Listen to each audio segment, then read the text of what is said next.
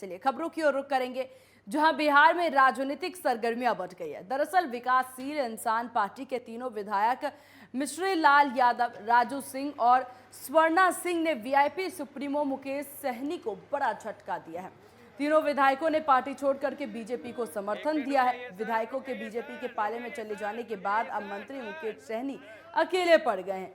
BJP को समर्थन देने के बाद ये तीनों विधायक राज्य के दोनों उप मुख्यमंत्री तारकिशोर प्रसाद और रेणु देवी के साथ बिहार विधानसभा अध्यक्ष विजय कुमार सिन्हा से मिलने पहुंचे। तीनों विधायकों और दोनों डिप्टी सीएम के विधानसभा अध्यक्ष से मुलाकात की राजनीतिक गलियारों में कई कयास लगाए जा रहे हैं। एक मिनट रुक जाइए सर, रुक जाइए सर, रुक जाइए सर, रुक जाइए सर, सर।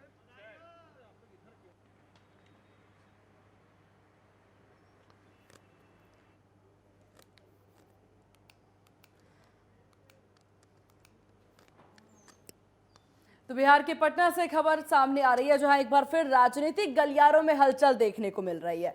मुकेश सहनी को ये बड़ा झटका दिया गया है, जहां बिहार की राजनीति की सरगर्मियां इस कदर बढ़ गई कि विकासशील इंसान पार्टी के तीनों विधायक मिश्रीलाल यादव, राजू सिंह और स्वर्णा सिंह ने वीआईपी सुप्रीमो मुकेश सहनी को एक बड़ा झटका दिया है।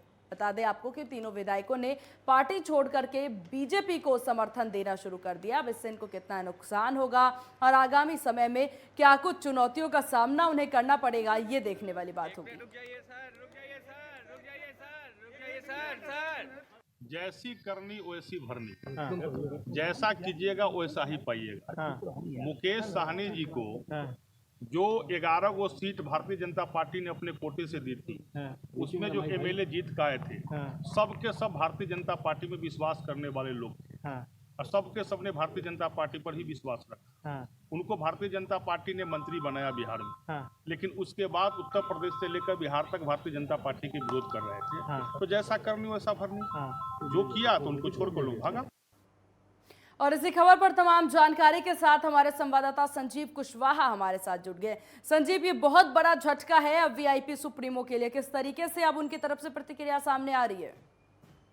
जी हाँ, बिल्कुल सीमा, जिस तरीके से लगातार खबरें आए दिन देखने को मिलती थी और मुकेश सहनी लगातार बीजेपी से नाराज चल रहे थे और बीजेपी खास करके मुकेश सहनी को जो अल्टीमेटम दे रखा था बीजेपी ने, जैसे पिछले जो विधानसभा चुनाव को लेकर के जिस तरीके से बिहार में जब महागठबंधन के साथ जब मुकेश सहनी थे तो महागठबंधन में उनकी जब बात नहीं बनी थी तो फिर वो महागठबंधन छोड़ करके 2020 के विधानसभा चुनाव में एनडीए गठबंधन में आए थे और एनडीए गठबंधन में बीजेपी ने अपने कोटे से 11 सीट मुकेश सहनी को दिया था, यानी उनकी पार्टी को वीआईपी को 11 सीट दिया था और 11 सीट में मुकेश सहनी की पार्टी ने 4 सीट पर जीत दर्ज की थी और 4 विधायक मुकेश सहनी के जीते हुए थे। हालांकि जिस तरीके से लगातार मुकेश सहनी प्रेशर पॉलिटिक्स खेल रहे थे बीजेपी के साथ, लगातार बीजेपी की अनदेखा कर रहे थे, बीजेपी की बात नहीं मान रहे थे। उत्तर प्रदेश जो विधानसभा चुनाव बीता है वहां पर भी बीजेपी के खिलाफ जाकर के वीआईपी पार्टी के जो राष्ट्रीय अध्यक्ष है मुकेश सहनी, उन्होंने अपना उम्मीदवार वहां से उतार दिया था और बीजेपी के खिलाफ वहां पर उनके उम्मीदवार ने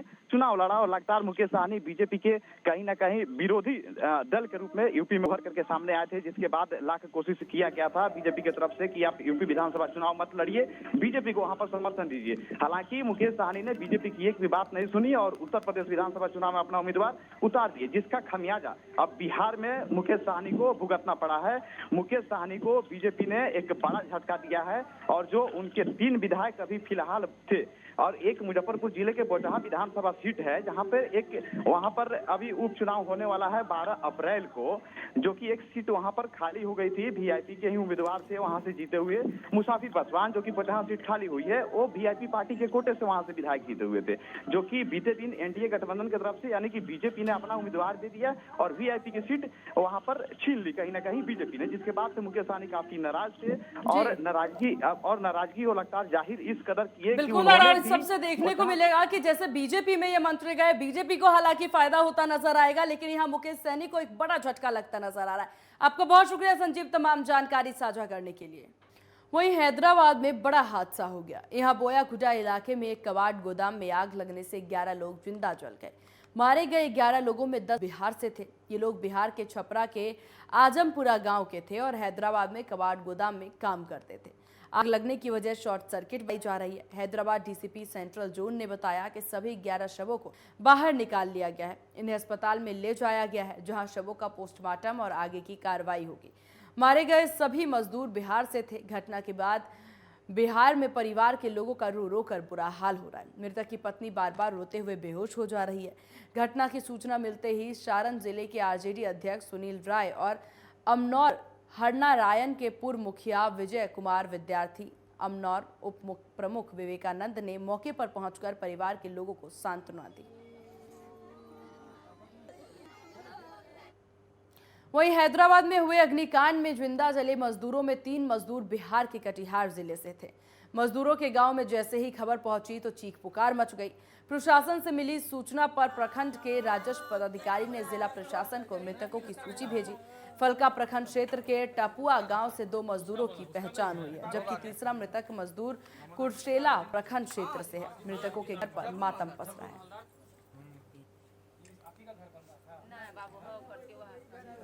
मामला अभी थोड़ा देर पहले मुझे अंचल अधिकारी द्वारा व्हाट्सएप पे भेजा गया कि फलका प्रखंड के गोविंदपुर पंचायत के 2 व्यक्ति राजेश कुमार और पिता विनोद महलदार टपुआ और एक दामोदर कुमार पिता झबरू महलदार की सूचना प्राप्त हुई है जिला प्रशासन को।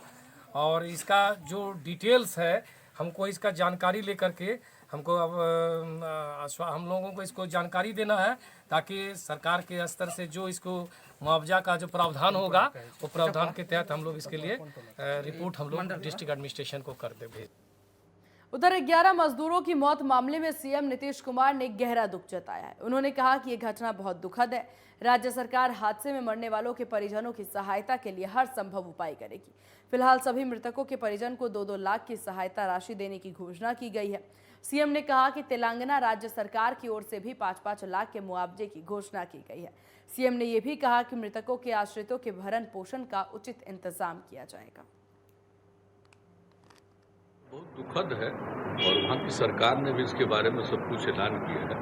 उनके परिजनों के लिए उन लोगों ने प्रति परिवार 5 लाख रुपए का भी ऐलान कर दिया। हम लोगों को भी मालूम हुआ, वहाँ से उन लोगों को यहाँ पहुँचाने के लिए और सब कुछ के लिए राज्य सरकार की तरफ से भी सब कुछ किया जाएगा और राज्य सरकार की तरफ से भी उनके परिवार को 2 लाख रुपए का अनुदान दिया जाएगा। ये हम लोगों ने किया है और दुखद तो बात है ही, लेकिन दुख की घड़ी में अगर किसी के साथ कुछ हो गया।